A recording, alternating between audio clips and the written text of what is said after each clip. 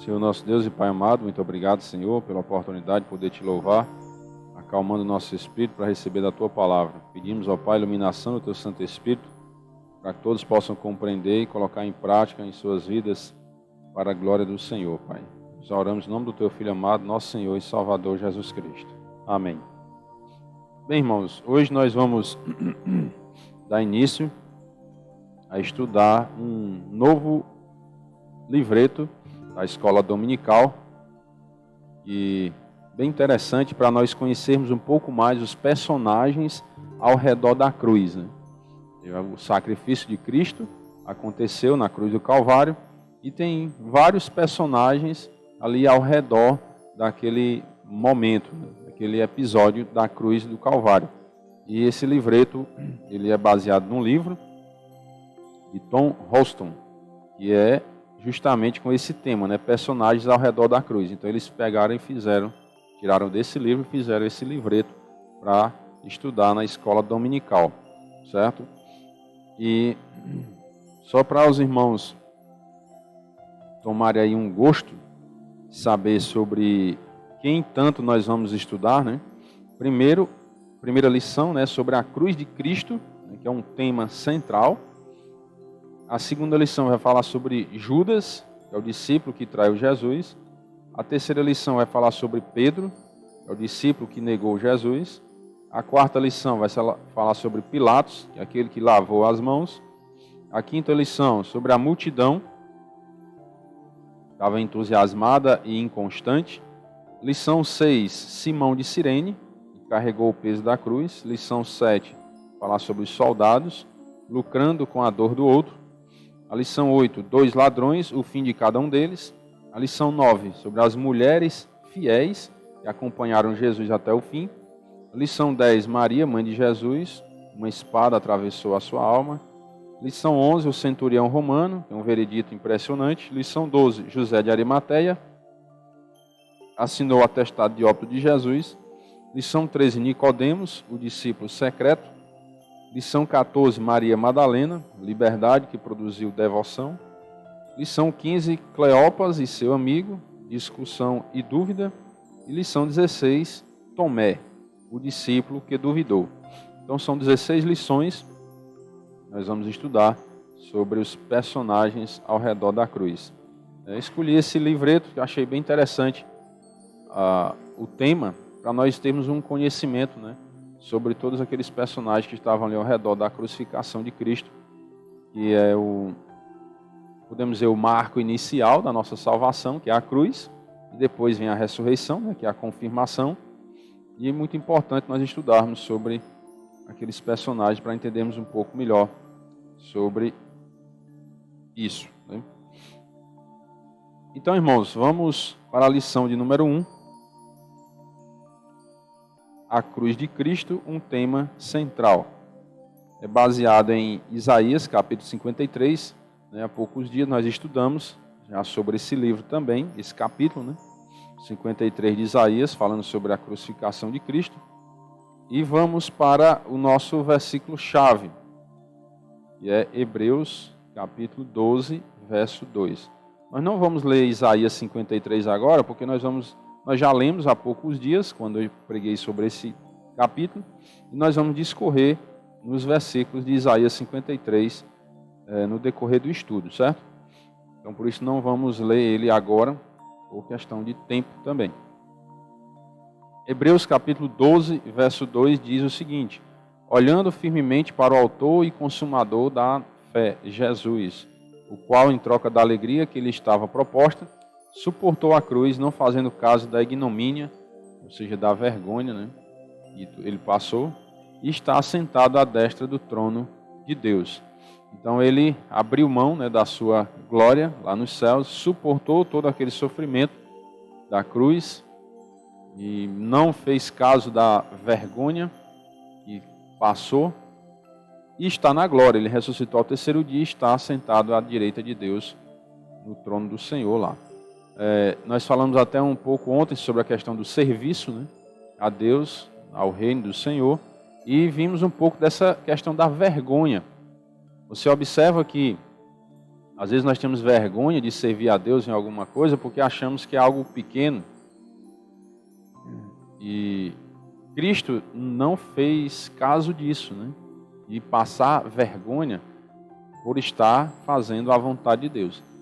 Então, independente do que nós fazemos para o Senhor, se fazemos de todo o nosso coração, com dedicação, não devemos ter vergonha disso. Pelo contrário, devemos glorificar a Deus com as nossas vidas. O alvo dessa lição, irmãos, é para que a gente possa nos sentir motivado, né, a aprender com o estudo dos acontecimentos dos personagens que viveram com Cristo o dia da sua crucificação. Então nós temos que estar motivados a isso, né, com esse estudo de hoje, a entender todo aquele cenário que estava acontecendo no dia da crucificação de Cristo, ou em torno disso, né, em torno da crucificação. Talvez você já tenha estudado a doutrina da morte de Cristo, mas nas próximas lições você vai refletir a respeito de pessoas que estavam próximas de Jesus na hora da morte dele. A experiência delas e a compreensão que mostram a respeito da morte de Cristo nos inspiram e nos ajudam a colocar essa doutrina no lugar certo. Toda a Bíblia converge para Cristo. Interessante que uma vez eu fui fazer um estudo sobre o propósito das Escrituras. Por quê? Eu fiquei curioso, porque às vezes as pessoas nos fazem cada pergunta, né, assim, meio com tanta curiosidade, mas que não há assim uma necessidade tão grande de nós termos a resposta. Não entenda, eu vou tentar repetir a explicação, né? Nós já nos deparamos com algumas perguntas que não faz nem sentido a gente ter que responder, mas a gente está às vezes no campo, né, evangelizando, e as pessoas vêm com algumas perguntas tanto curiosas, eles têm curiosidade, mas que a gente que já conhece um pouco as Escrituras fica pensando, não tem necessidade da Bíblia responder isso. Mas a pessoa tem a curiosidade e acha, porque nós conhecemos as Escrituras, nós temos a obrigação de ter resposta para tudo. E aí um dia eu fui fazer uma pesquisa para entender, será que a Bíblia realmente tem resposta para todas as coisas? Não. E aí eu descobri que não. Porque a Bíblia ela teve um propósito ao ser escrita. A Bíblia não foi escrita para responder a todas as curiosidades humanas. Tudo que a pessoa tem curiosidade de saber, vai lá na Bíblia e lá vai ter a resposta. Não. A Bíblia não foi escrita para isso. Certo?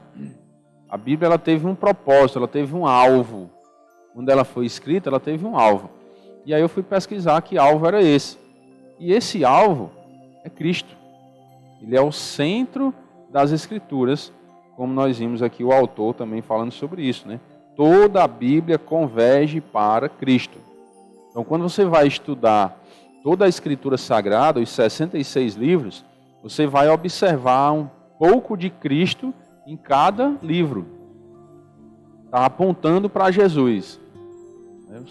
Eu não vou fazer isso agora, né, porque não é o nosso tema, mas só para vocês observarem e ficarem atentos a isso. Nem todas as perguntas que as pessoas fazem, nós temos que ter a resposta, não. Porque a Bíblia não vai dar resposta a tudo, certo? Como, por exemplo, uma vez perguntaram ao pastor Zé, né?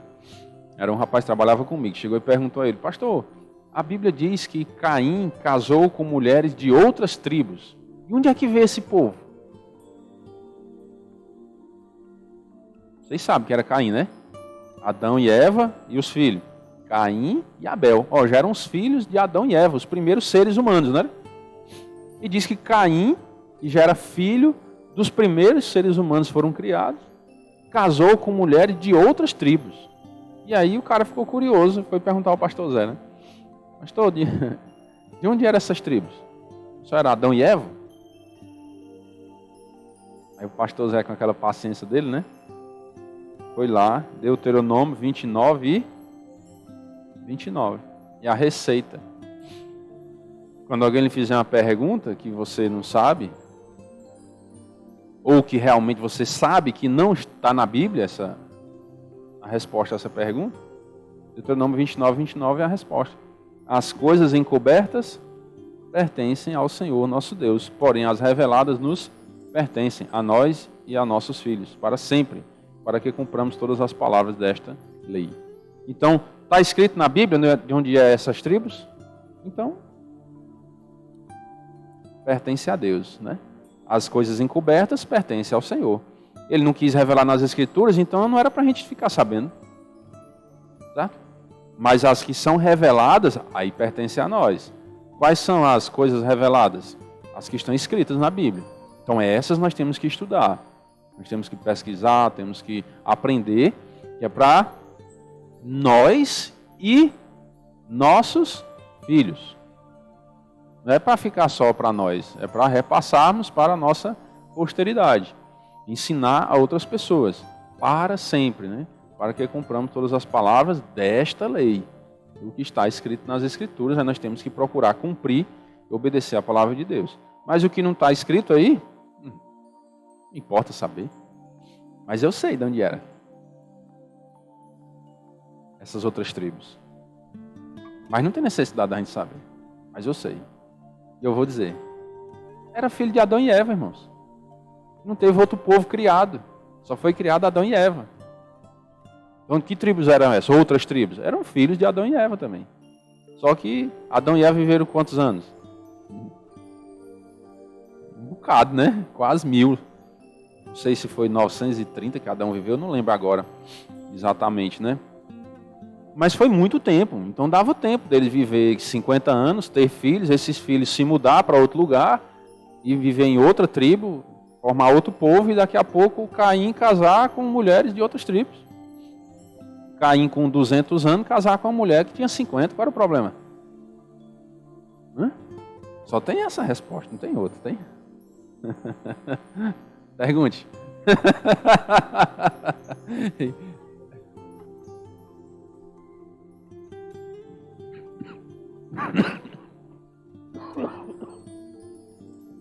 Já havia lei na época de Adão e Eva e Caim?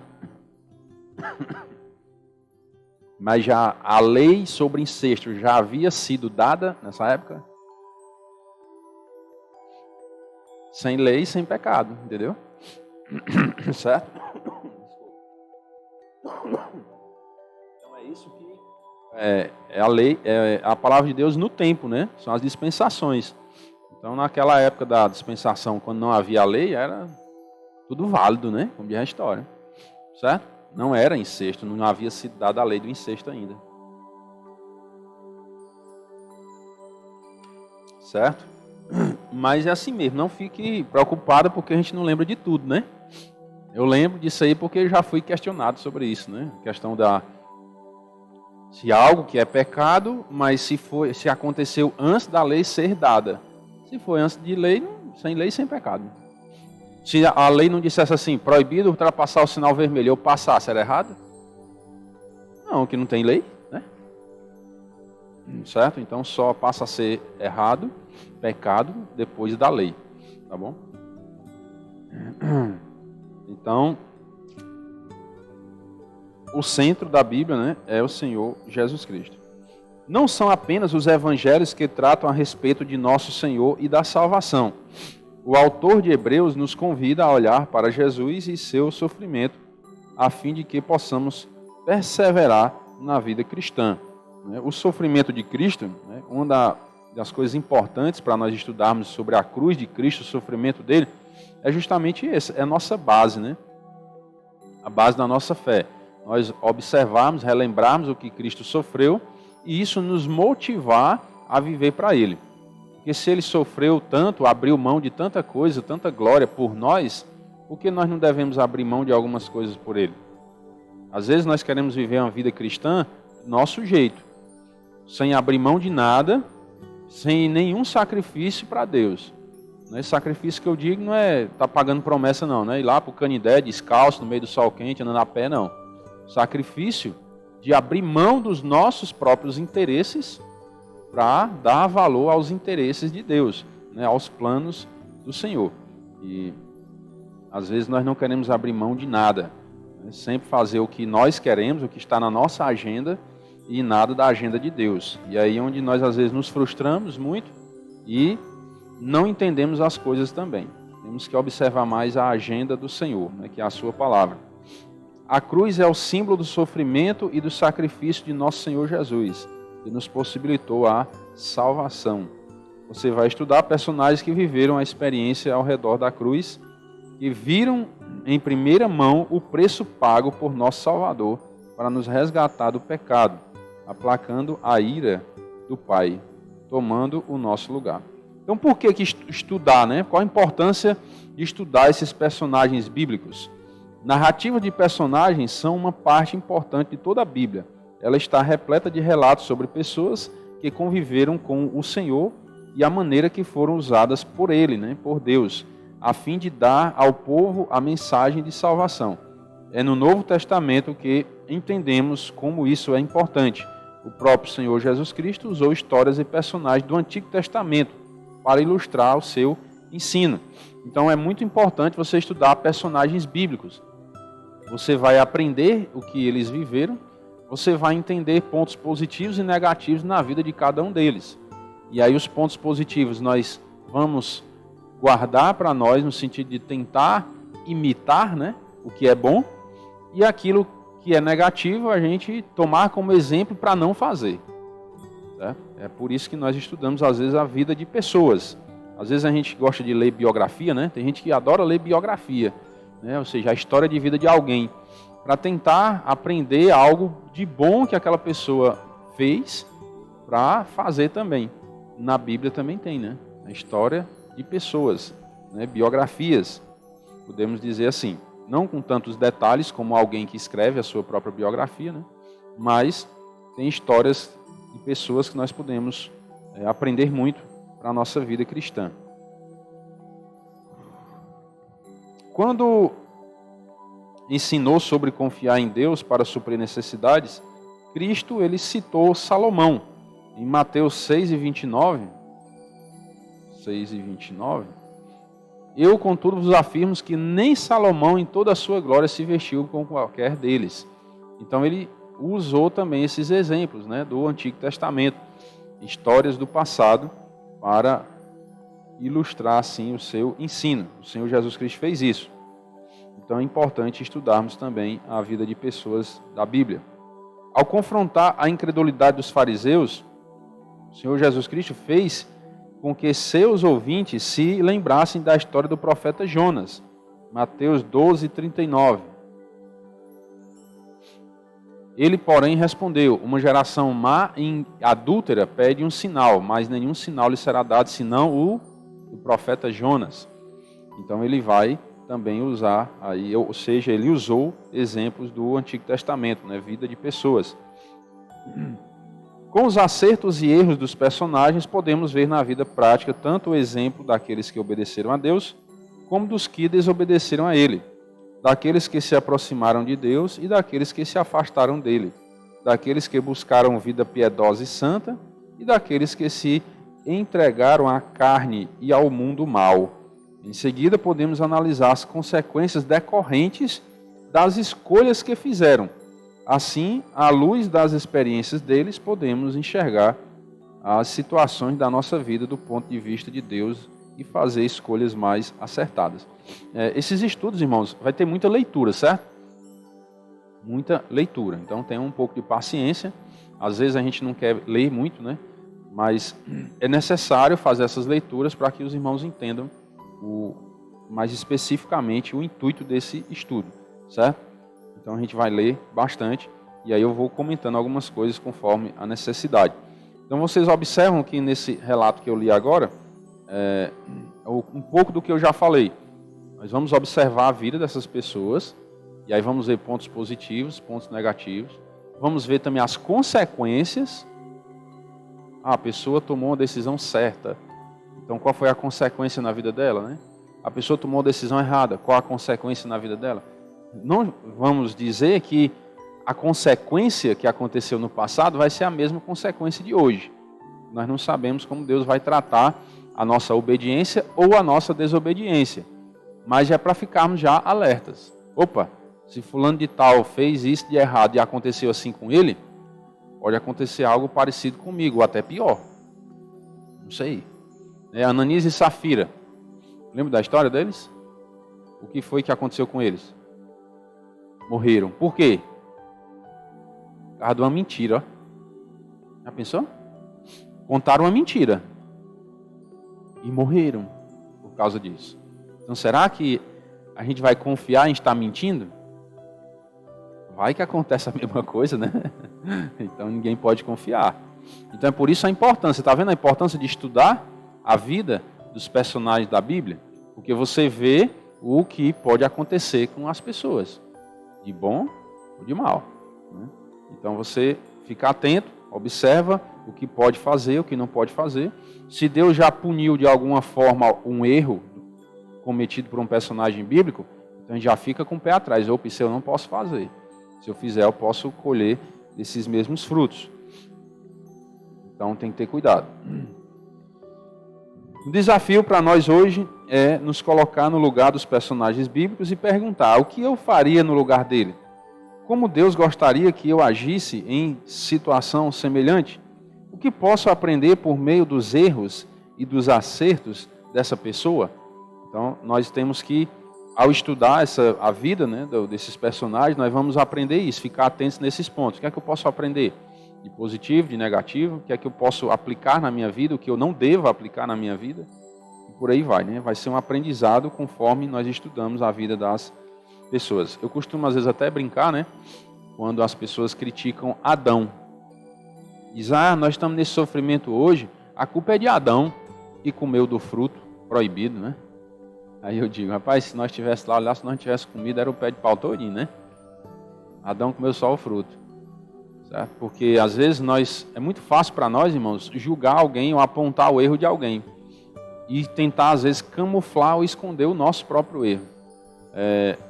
Nós já tivemos experiências, né, de relatos de quando você vai confrontar alguém que está no pecado, crentes mesmo, certo? Um crente está ali cometendo algum erro, e aí você vai lá e confronta. Alguns se arrependem. Meu irmão, realmente obrigado, né, por você ter me alertado sobre isso e tal, e eu vou me afastar desse erro. Outros, sabe o quê? Fulano de tal também faz. Ou seja, ele tenta apoiar o erro dele no erro do outro. Está fazendo totalmente errado. Além de errar, ainda está apontando o erro do outro e se apoiando no erro do outro. Né? Como se o erro do outro fosse certo.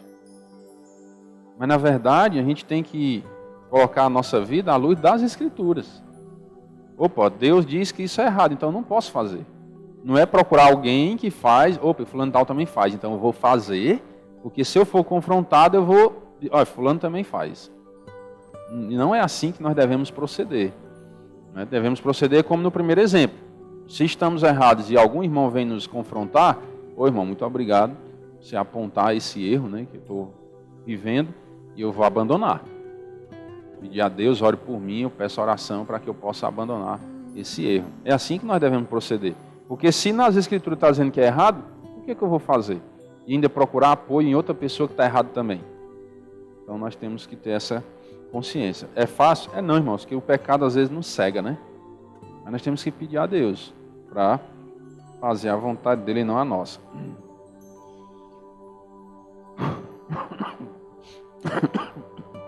Então vamos estudar sobre o profeta Isaías e a cruz de Cristo.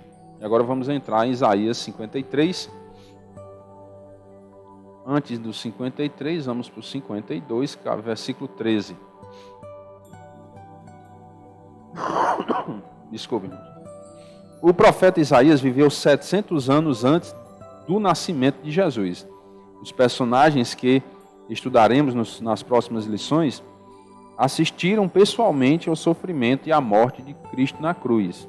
Isaías não assistiu pessoalmente, né? Ainda que ele não tenha presenciado esse fato que mudou a história da humanidade, Deus lhe revelou a maravilhosa obra que faria por meio do Senhor Jesus Cristo. Por isso, com tantos anos de antecedência, 700 anos antes, Isaías registrou no capítulo 53 de seu livro o sofrimento pelo qual Cristo passaria rumo à cruz do Calvário, bem como a obra que ali executaria em nosso favor. Apesar de Isaías não ser um dos personagens ao redor da cruz, ou seja, ele não estava presente nos dias de Jesus, ele também teve uma visão de como seria o dia da crucificação do nosso Senhor. E é interessante os detalhes, né, que Isaías dá sobre a morte de Cristo, 700 anos antes, né? Por que Isaías sabia disso tanto tempo antes de acontecer? Revelação de Deus. Deus revelou a ele. Então, Isaías 52, do versículo 13 ao 15, vai falar sobre o servo do Senhor, ou seja, Jesus Cristo, ele ficaria desfigurado.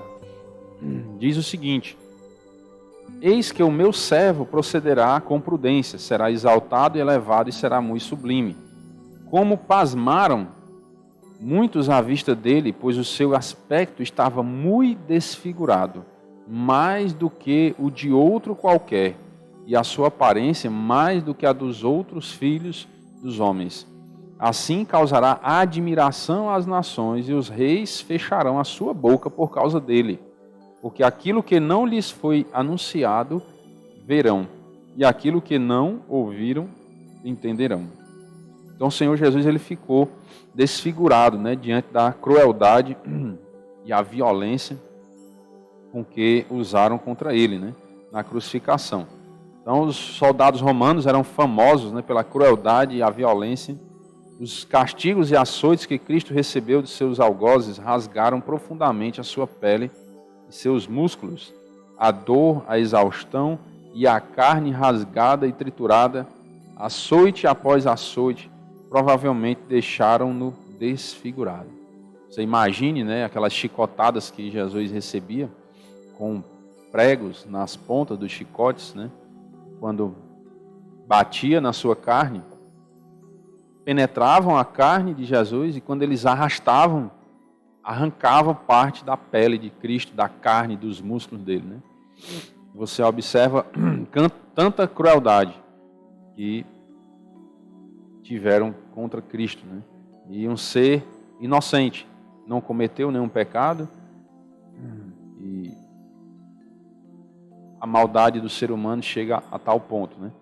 Por isso que nós temos que buscar ao Senhor cada dia e não confiar no ser humano sem Deus, né? Porque às vezes ele é capaz de fazer coisas que nós não imaginamos.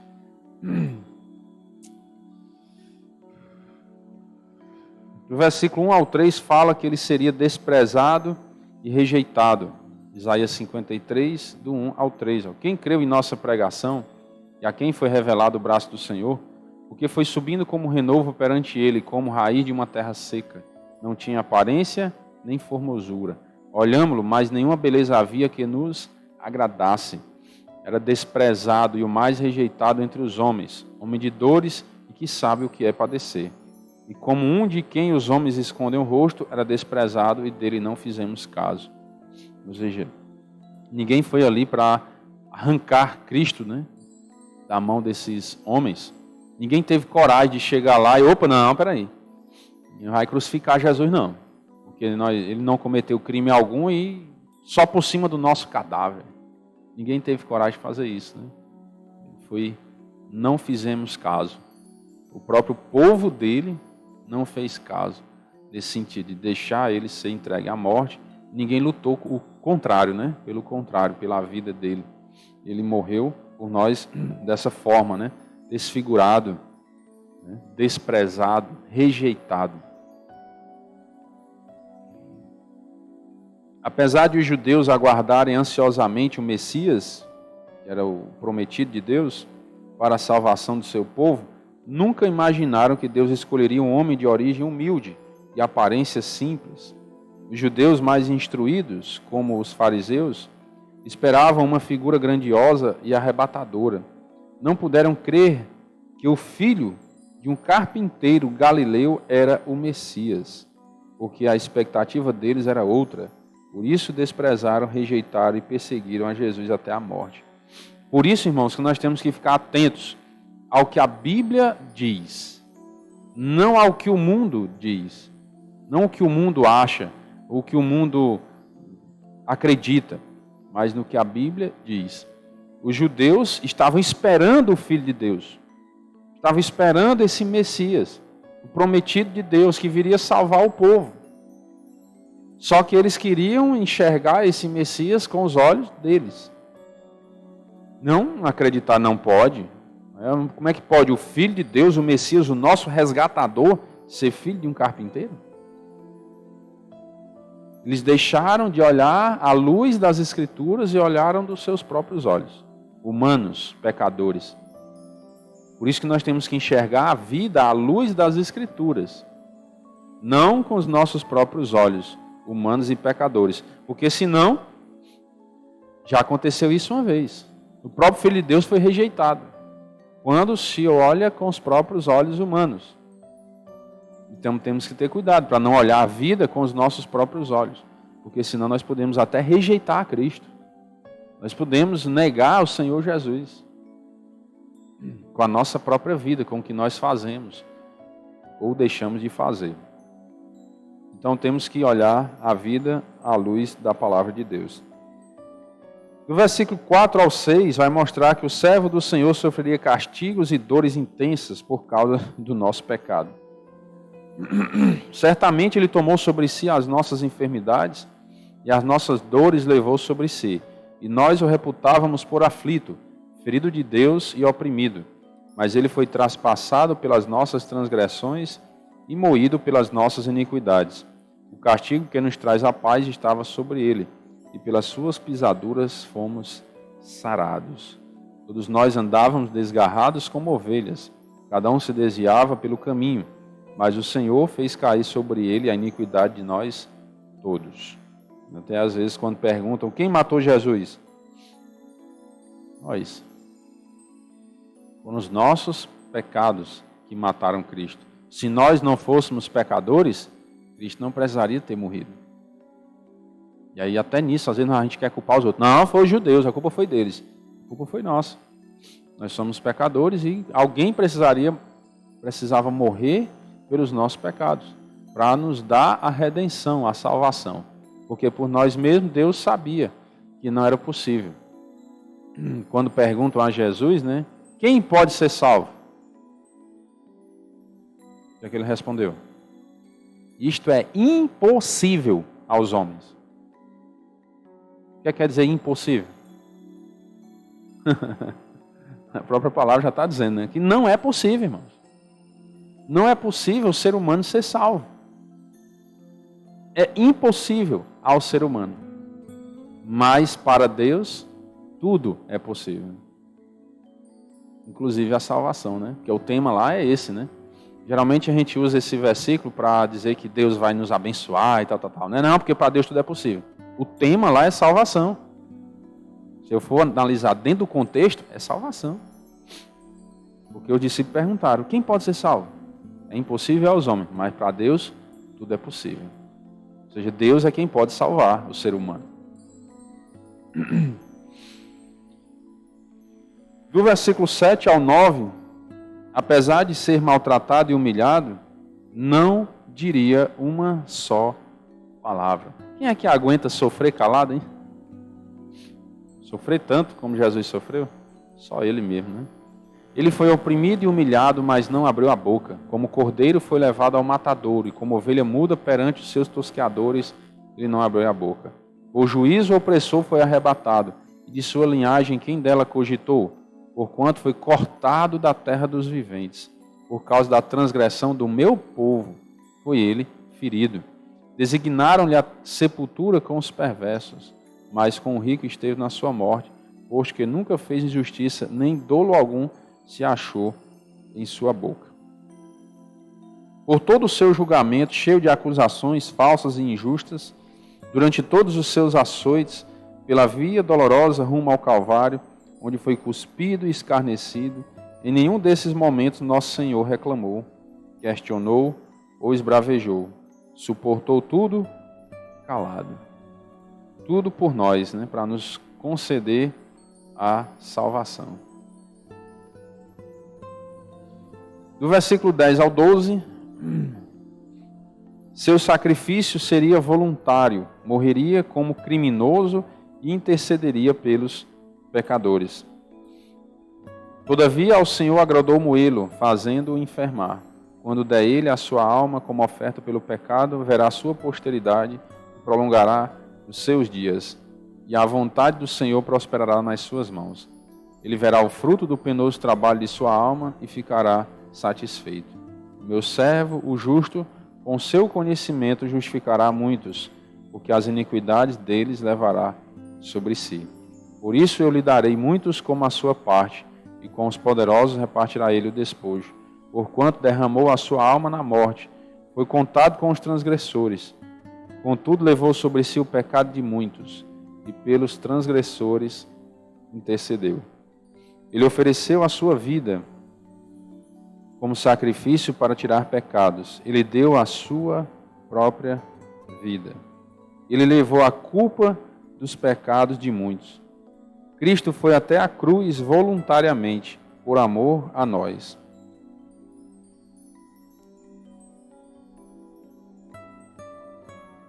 Foi morto como criminoso, entre dois criminosos. E apesar de tudo que sofreu, das calúnias, da injustiça, da humilhação, dos açoites, do escárnio, das dores e até do abandono dos seus próprios discípulos, no auge da cruz, Jesus intercedeu por seus executores e por todos nós que com ele o crucificamos. Isaías recebeu de Deus essa maravilhosa revelação sobre a cruz de Cristo. Todo o sofrimento e a morte de Jesus já estavam escritos.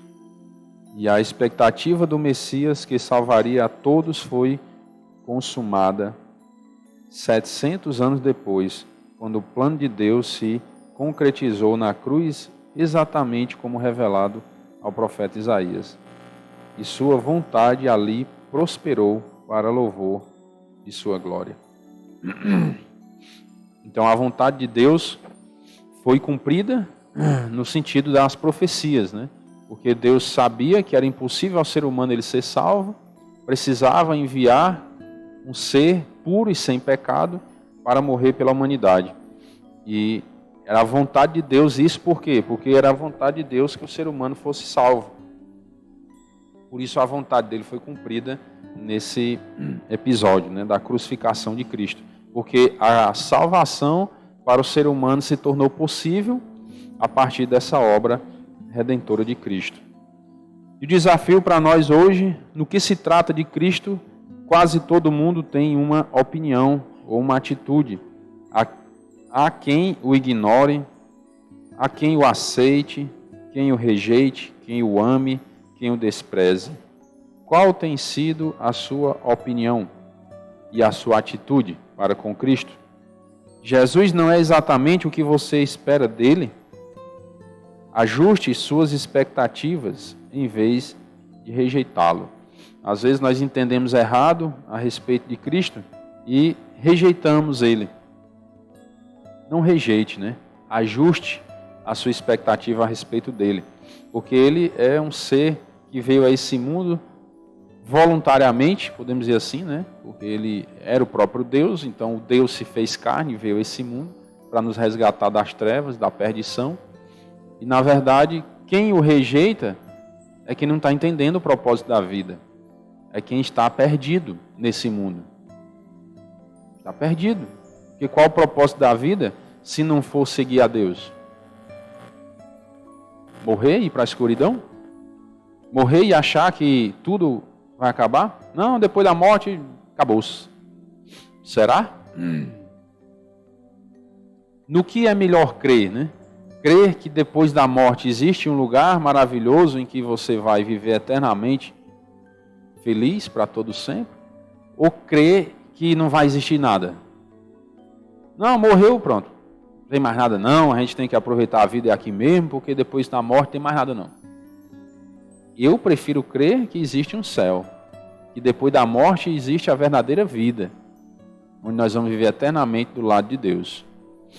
Há quem diga o contrário, mas eu não estou perdendo nada com isso, né? Eu não estou perdendo nada em crer que existe um céu. Eu estou falando, irmãos, até pela questão de raciocínio lógico. Pare para pensar. Sem falar do evangelho em si. O que é melhor você crer? Nem que você não acredite nas histórias da Bíblia, mas é melhor crer em quê? Eu prefiro crer que eu vou viver eternamente feliz com Deus na eternidade. E se não tiver, estou perdendo nada com isso. Certo?